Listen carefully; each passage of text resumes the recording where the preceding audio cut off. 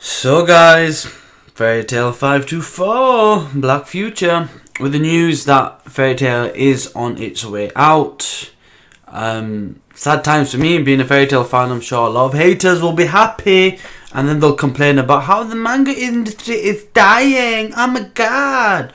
But then they do stuff like this. But anyway, needless to say, sad times. I'm gonna miss it. Like I did with a lot of the mangas that I've all of a sudden finishing. It's like literally the end of an era for me. So I'm gonna enjoy it while I can, review it while I can, and post these videos while I can. Without further ado, let's get into the review.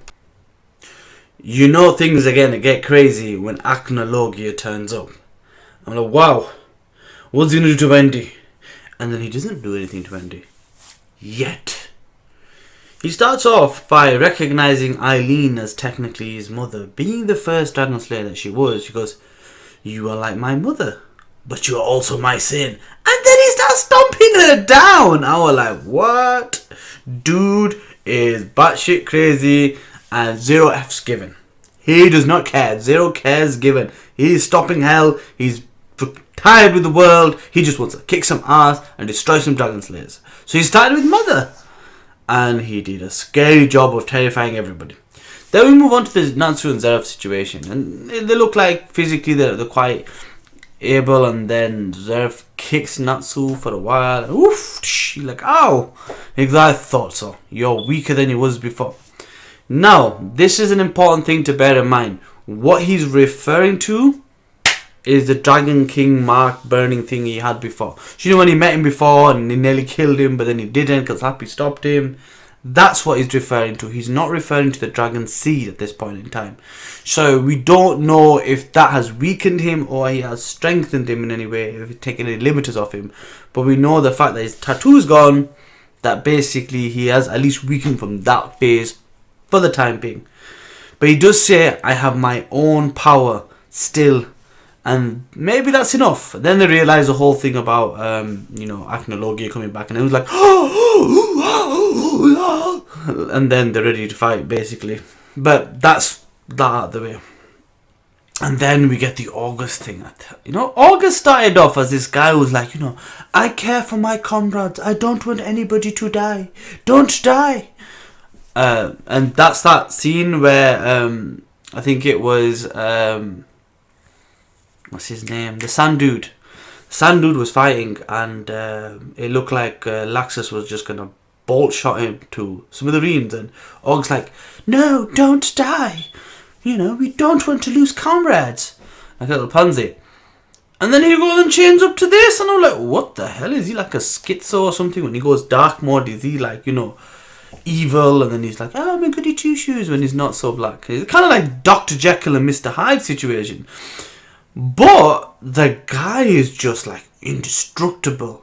That's what we think. I'll get to that.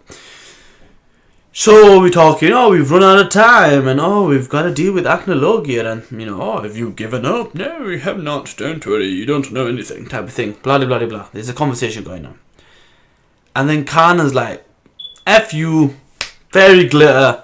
See you later, alligator. Hasta la vista la." Pow. And he's like, nothing has happened to me. I am fine. August, king of destruction of the 8th month, nothing has happened to me. Okay. He's not indestructible. What he basically is doing, from what I can see and what I understand, is he's using his knowledge to dispel, to counter the magic that he's attacked with. So he's probably found a way to deal with this lie that is fairy glitter. I'm assuming you probably could do the same with maybe fairy law. So he's basically, because he knows all magic apparently, he is knowing of ways to dispel said magic. And he's like, all this time I've learned all this magic, but I've never known the bond of love between father and daughter. Love. Yeah, so basically he said to Gildarts, what would it be like for you if I just killed your daughter in front of you? What do you think it's going to be like? He's going to want to tell you a new one.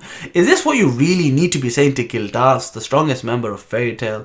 There's a reason why we haven't seen him in Fairy Tail. It's not because the author doesn't like him, because he's too strong. And how are you going to put suspense in it if he just comes and punches everybody to sleep? So, with that being said, do your worst, August. This is going to be your end. I have all the faith in Gildas to kick your ass. And you try touching Kana. You go ahead. Go try it. And see what happens to you. You're going to get your ass kicked. Anyway, that is my review of Black Future. The next chapter is meant to be something to do with the son not knowing the father's love. I'm assuming that's to do with the Rahid or Lakied, depending on how you translate it. And Zeref. So let's just see how that goes. Or it could be about Zeref and his dad. We'll have to wait and see. With that being said, that is my review. Overly enthusiastic, as always. Not really, but anyway. Hope you enjoyed the review. Hope you enjoyed the chapter. Like, comment, share, subscribe, all that good stuff. And I will see you in the next one. Peace.